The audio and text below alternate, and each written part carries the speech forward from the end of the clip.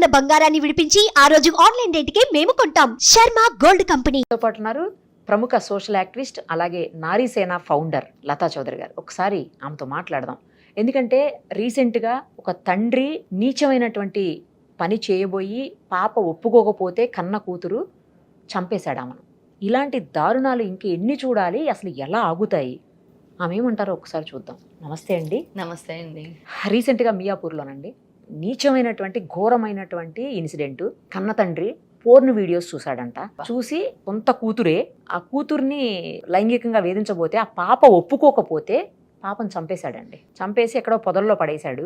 3 రోజుల పాటు వెళ్ళడం, అమ్మాయి ఏమన్నా బతికిందేమోనని మళ్ళీ తన మీద కంప్లైంట్ చేస్తుందేమో అని చూడడం, అంటే తల్లికి చెప్తాను బెదిరించేసరికి చంపేశాడనమాట. అట్లా 3 రోజులు చేశాడంట. మళ్ళీ ఏం తెలియనట్టు భార్యతో కలిసి పోలీస్ స్టేషన్కి వెళ్ళి నా కూతురు కనిపించట్లేదని చెప్పేసి కంప్లైంట్ ఇచ్చి వచ్చాడు. 12-13 రోజుల తర్వాత నిన్న పోలీసులు సీసీ కెమెరా ఫుటేజ్లు అవన్నీ తీసి వీడే హంతకుడు అని చెప్పి బయటకు వచ్చింది. అప్పుడు నిన్న కేసు రిజిస్టర్ చేసి రిమాండ్ చేశారు. ఏంటండి ఇప్పుడు పిల్లలు చూస్తున్నారు పోర్న్ వీడియోస్, పిల్లల్ని చెడగొట్టేస్తున్నాయి నెట్లు అవి ఇవి అనుకుంటున్నాం. పెద్దవాళ్ళు కూడా పోర్న్ వీడియోస్ చూడడం ఏంటి? సొంత కూతురు పట్ల అసభ్యంగా బిహేవ్ చేసి ఒప్పుకోకపోతే చంపేయడం ఏంటి? అసలు ఎక్కడికి పోతున్నాము, ఎటు పోతున్నాము, ఏం జరుగుతుంది? అలా దారుణం అని చెప్పాలి. ఇది మియాపూర్ అంటే మాకు దగ్గరలోనే, పక్కనే మేము ఉండే నిజాంపేట. అసలు ఎంత దారుణం అంటే, తండ్రి అంటే ఒక నమ్మకం ఆడపిల్లకి. ఎప్పుడైనా ఆడపిల్లకి తండ్రితోనే బాండింగ్ ఉంటుంది. అలాంటిది ఇంత నీచుడంటే వీడు ఒక తండ్రి అనే పదానికి అనర్హుడు అని చెప్పొచ్చు.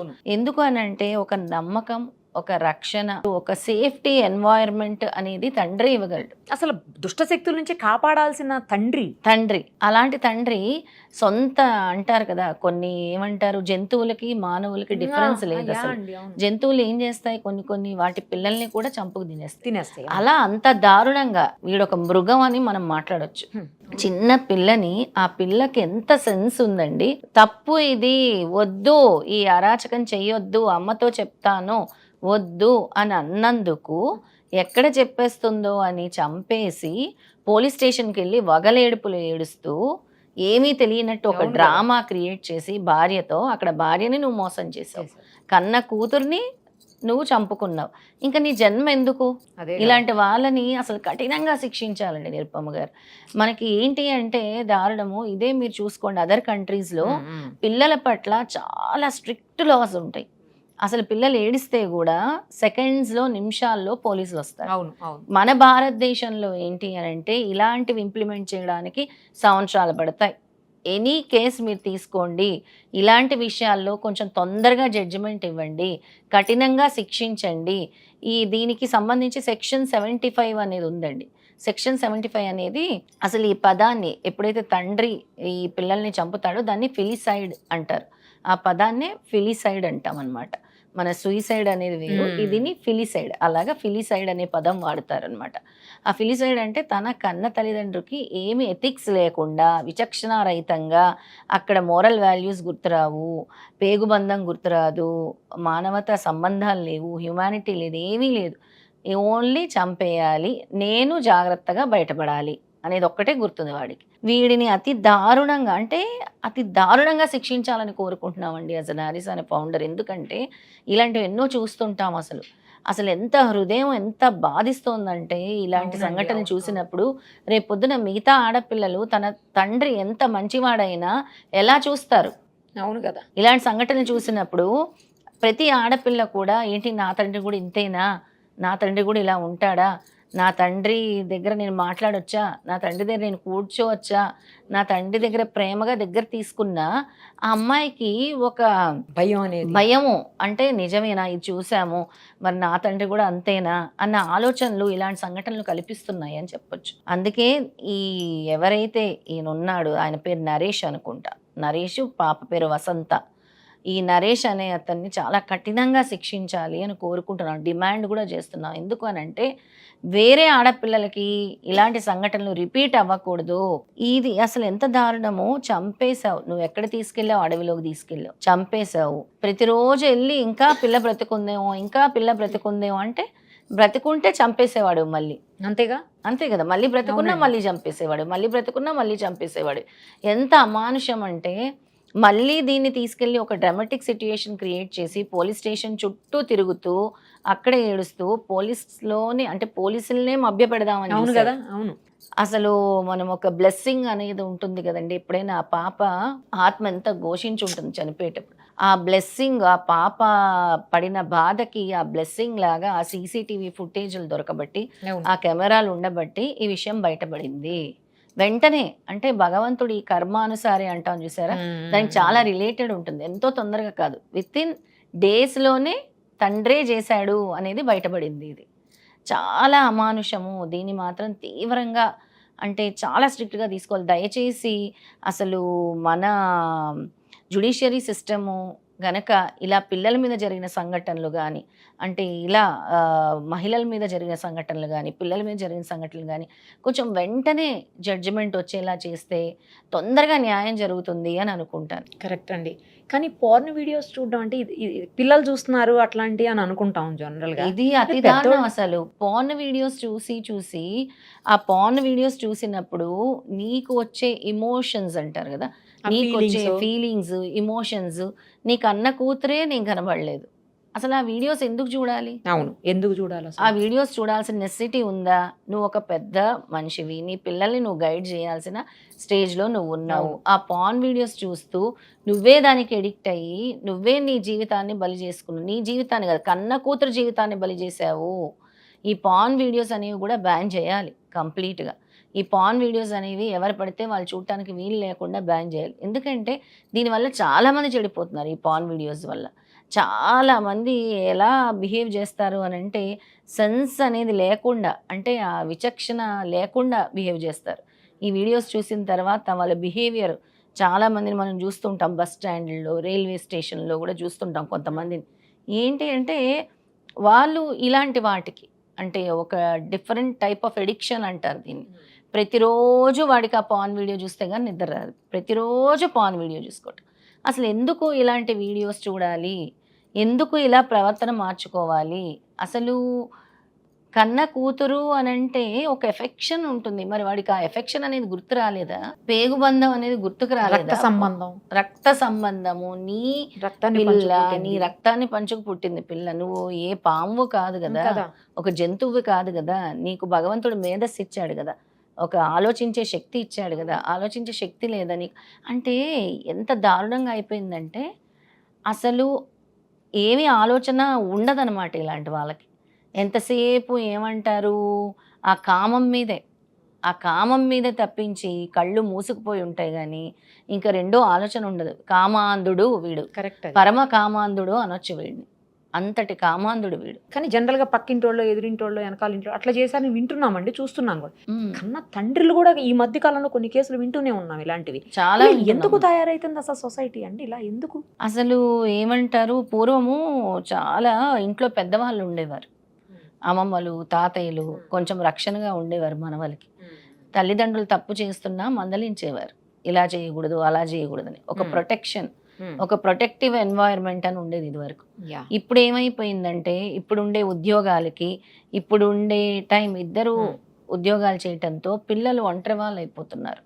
ఈ అమ్మాయి పరిస్థితి కూడా మనం ఈ కేసు కూడా తీసుకుంటే, ఈ అమ్మాయి వసంత కేసు కూడా, వాళ్ళ అమ్మ డైలీ వేజ్ లేబర్, వాళ్ళ నాన్న ఉన్నాడు సమయానికి. అక్కడ కూడా నాకు తెలిసిన విషయం ఏంటి అని అంటే, ఈ అమ్మాయి ఎక్కడికో వెళ్ళిపోతున్నానని చెప్పి ఇంట్లో నుంచి వెళ్ళిపోతుందట. ఈ అమ్మాయి అంటే ఆల్రెడీ 2-3 సార్లు ఈ అమ్మాయిని బలవంతం చేసి ఉంటాడు, అటాక్ చేయబోయాడు, బలవంతం చేసి ఉంటాడు. ఎవరితోనో చెప్పేసి ఈ అమ్మాయి వెళ్ళిపోతుందట. వెళ్ళిపోతుంటే వాళ్ళు ఈయనని చెప్పారట, ఈయన పిలిచి మీ అమ్మాయి వెళ్ళిపోతానంటోంది, ఎక్కడికో వెళ్తుంది అని. అప్పుడు ఈయన బండి తీసుకొని, 2 వీలర్ తీసుకొని వెళ్ళి ఆ అమ్మాయికి పద మనం వెళ్దాము, నేను వెళ్ళి కట్టెలు తీసుకొని వద్దాం మనం అని చెప్పి ఆ అమ్మాయికి మంచి మాటలు చెప్పి నమ్మపల్లికి ఆ అడవిలోకి తీసుకొని వెళ్ళి అక్కడికి నువ్వు ఉండు ఇక్కడే అని చెప్పి దేంతో కొట్టాడో మరి ఏం చేశాడు, స్పృహ తప్పిపోయింది పిల్ల. తప్పిపోయిన తర్వాత చంపేశాడు. అతి దారుణమైన సంఘటన. అసలు ఇలాంటివి వింటుంటే మనకి ఆ రోజంతా కూడా అసలు తెలియని కోపం, ఆవేశం. ఎక్కడ బ్రతుకుతున్నాం మనం, ఎలాంటి సమాజంలో మనం బ్రతుకుతున్నాం? రేపు పొద్దున్న ఇలాంటి సంఘటనలు మన పిల్లలు చూసినప్పుడు మనం ఏం చెప్తాం? వాళ్ళకి పిల్లలకి ఎలా నమ్మకాన్ని కల్పిస్తాం? నమ్మకం అనేది పోతుంది పిల్లలకి. ఆడపిల్లలకి ఎస్పెషల్లీ ఆడపిల్లలకి ఆ గుడ్ టచ్ బ్యాడ్ టచ్ అనేది ఎప్పుడు కూడా మనం నేర్పిస్తూనే ఉన్నాము. అయినా కూడా కన్న తండ్రి ఇలా చేస్తే ఇంకా ఆ టచ్ని అసలు ఏ టచ్ అని మనం పేరు పెట్టగలం, అసలు దాన్ని ఏం చేయగలము అని అంటాను. దీనికి ఒకటే, మన జ్యుడిషియరీ సిస్టమ్ మారాలి, తొందరగా న్యాయం చేయాలి. ఇలాంటి వాటికి పిల్లల విషయంలో స్ట్రిక్ట్ అంటే కఠినమైన శిక్ష వేయాలి. వెంటనే పడుతుంటే వెంటనే కఠినమైన శిక్ష, అతి కఠినమైన శిక్ష. ఏంటంటే ఇంకొకరు చూసి ఇలాంటివి చేయటానికి వణికిపోవాలి. అమ్మో మేము ఈ తప్పు చేస్తే, ఇప్పుడు యుఎస్లో, అమెరికాలో, వేరే కంట్రీస్లో కూడా పిల్లలు ఏడిస్తే కూడా నిమిషాల్లో వస్తారు. ఎందుకు ఏడుస్తున్నారు? పిల్లలు కాల్ చేస్తే కూడా పోలీసులు వస్తారు, సెకండ్స్లో వస్తారు, మినిట్స్లో వస్తారు. అలాంటివి ఇక్కడ కూడా మన భారతదేశంలో కూడా ఇంప్లిమెంట్ చేయాలి.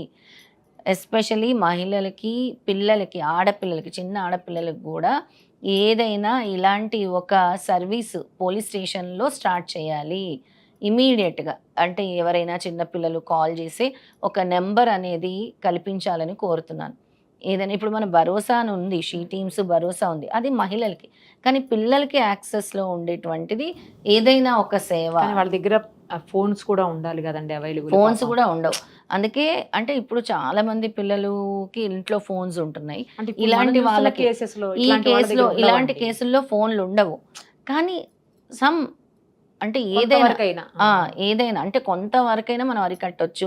లేదా ఇలాంటి వాళ్ళకి ఇంకేదైనా స్పెషల్ టీమ్స్ ఎంతకని చూస్తాం.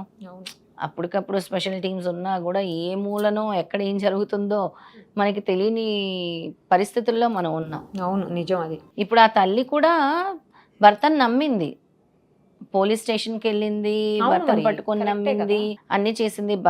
తన భర్తే తన కూతుర్ని కడతీరుస్తాడని తెలియదు కదా ఆమెకు కూడా.